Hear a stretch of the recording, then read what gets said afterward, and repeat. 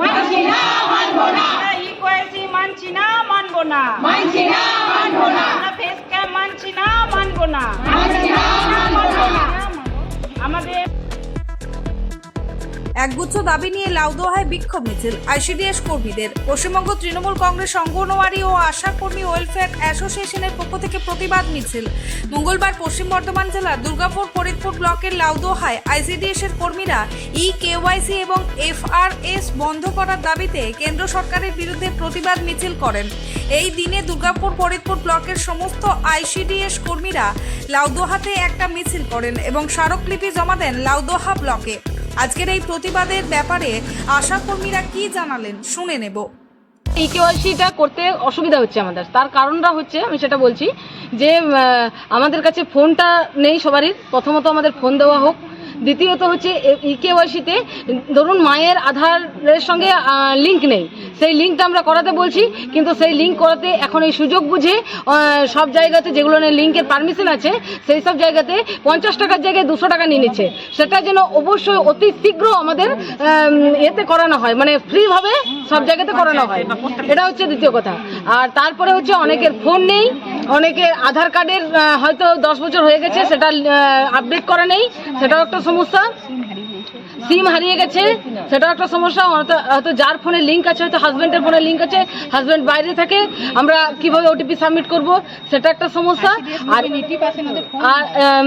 FRS সিস্টেমের ক্ষেত্রে যে মারা ধরুন এফআরএস প্রতিদিন কিভাবে করব, মারা তো কাজে বাচ্চাকে আমার সেন্টারে বসিয়ে দিয়ে চলে গেল কাজে, তাহলে মা না থাকলে তো এফআরএস সিস্টেমটা করাই যাবে না। আমার আধার কার্ডে যার ছবি আছে তার সঙ্গে তো ম্যাচ করে ছবিটা তুলতে হবে। সেক্ষেত্রে মারা যদি না থাকে, মারা তো আসতে পারে না, সেখানে শুধু বাচ্চাদেরকে আমরা পাই। সেক্ষেত্রে আমরা এফআরএস সিস্টেমটা কোনোভাবেই করা যাবে না। আমরা সিডিপিও ম্যাডামকে একটা লিখিতভাবে জমা করেছি যে আমাদের এই সিস্টেমটাতে কি কি প্রবলেম হচ্ছে। উনি সেটা জানিয়েছেন যে উনি ডিপিও স্যারকে জানাবেন। ফোন চাই কেওয়াইসি করতে গেলে, কিন্তু আমাদের সবার কাছে কিন্তু 5G ফোন নেই, যেমন আমার কাছেই নেই, যে কারণে ওটা সাবমিট করতেই পারছি না আমি কেওয়াইসি কাজ। ফোন দেওয়া হলে মূলত আপনাদের এখন দাবি কি রয়েছে?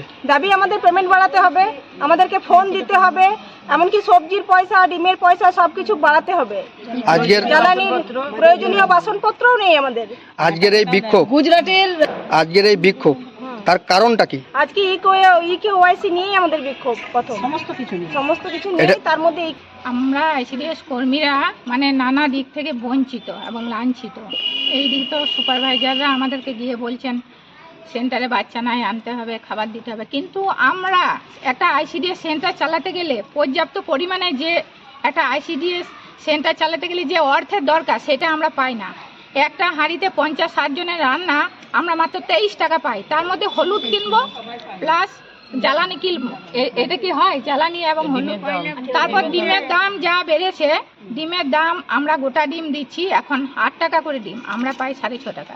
কি করে করব আমরা? তারপর আমাদের ফোনের যে রিচার্জের পয়সাটা 166 টাকায় দাদা, 1 মাস রিচার্জ হবে এখন তো 350 টাকা। তাহলে আমরা ওই পয়সাটা কোথাও ঘর থেকে দিয়ে ফোন রিচার্জ করে চালাচ্ছি, অথচ আমরা মোবাইলেও আমাদের যেটা দেয়, আমরা যেটা নিয়ে কাজ করবো, কেওয়াইসি করবো, ফটো ক্যাপচার, সেটাও আমাদের দেয়নি। তাহলে কি আমরা নিজে মোবাইল কিনে পোষানোর কাজটা কি আমরা এটাতে করব?